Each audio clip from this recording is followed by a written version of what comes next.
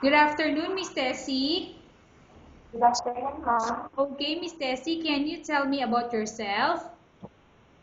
I'm Tessa Mortibo. I'm 37 years old. I have two kids, one boy and one girl, ma'am. Okay, I have a few questions for you to answer, so let's start. Why do you want to work as a maid? Because I know how to work outside in the house, ma'am. Why you choose Malaysia when there is a lot of other country? Because Malaysia is in town in the Philippines, ma'am.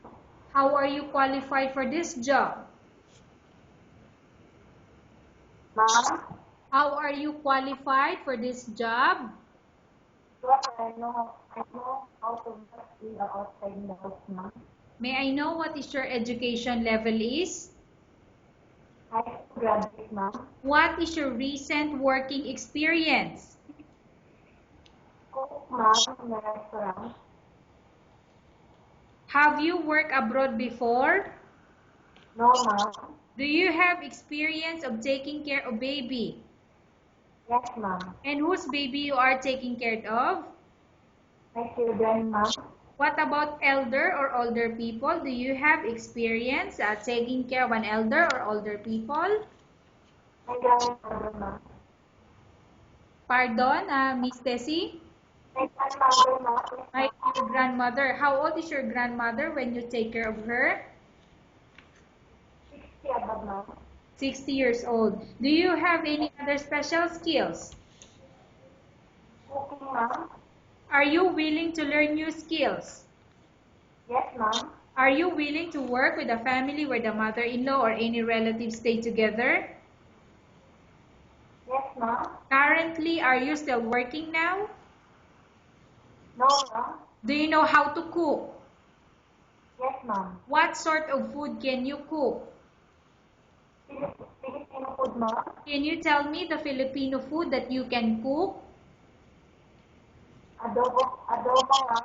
Adobo, chicken, tinola, sinigang, and fried fish, ma'am. Are you aware that you will have to do washing, cleaning, ironing, and cooking?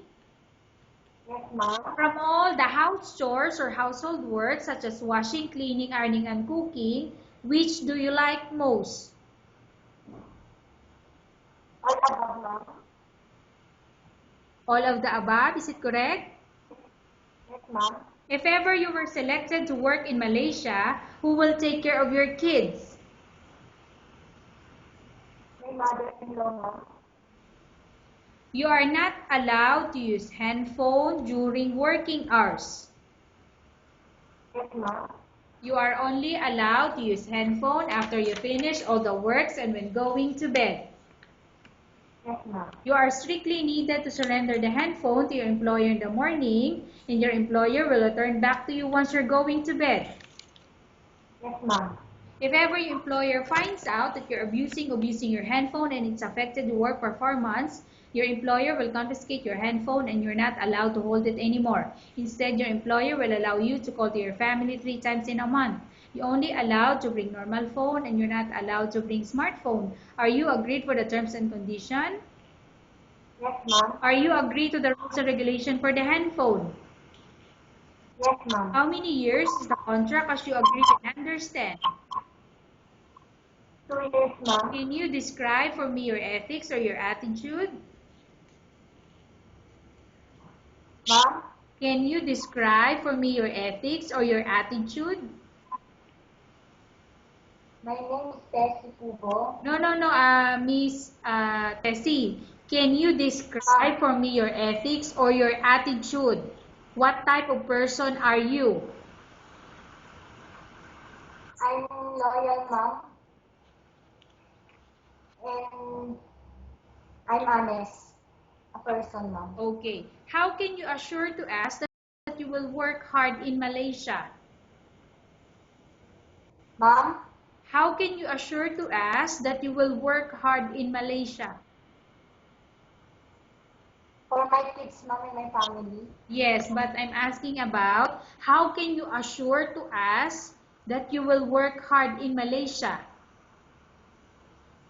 I'll do I do my best, ma'am, to do everything in Malaysia in 2 years, ma'am. Okay. Can you promise not to use the telephone without the permission of your employer?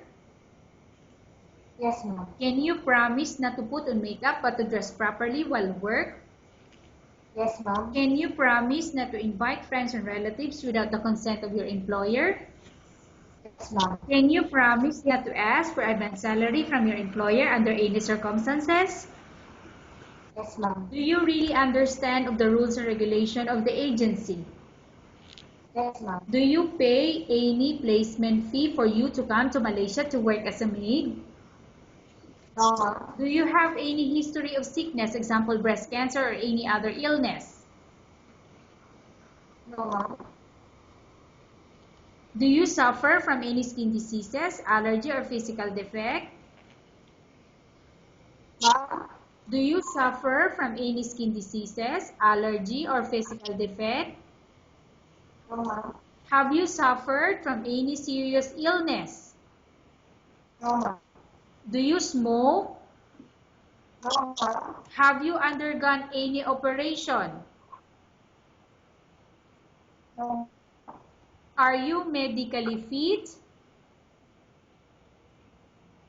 Yes, ma'am. Are you in any medication? No, ma'am. Are you allergic with any food? No, ma'am. Are you prepared to work for the employer of any race? Yes, ma'am. Are you prepared to eat the type of food taken by your employer? Yes, ma'am. Are you afraid of being left alone in the house? No, ma'am. Are you afraid of dogs or other pets? No, ma'am. Can you promise to work according to instruction from your employer? Yes, ma'am. Do you have any immediate family working in Malaysia? No, ma'am. Okay, Miss Tessie, we have finished our question section. Let's go to case study. I have a case study for you and want you to answer me truthfully. Upon arrival in Malaysia within 6 months, if ever any of your family members pass away, what will you do? Will you continue to work till finish your contract or you will go back? Can I finish my contract, ma'am? Tell us about yourself and why do you want to work in Malaysia as domestic helper? I said to my people, I want to go to Malaysia to see my family.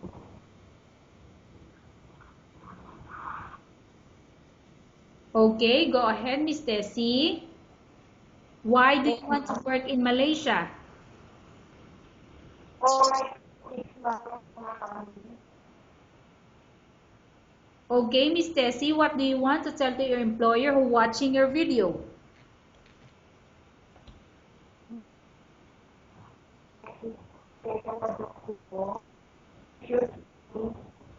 I will work hard for you, ma'am, and I see my contract included for income. Okay, thank you very much, Miss Tessie. We will update your agency if there's any selection made with the employer.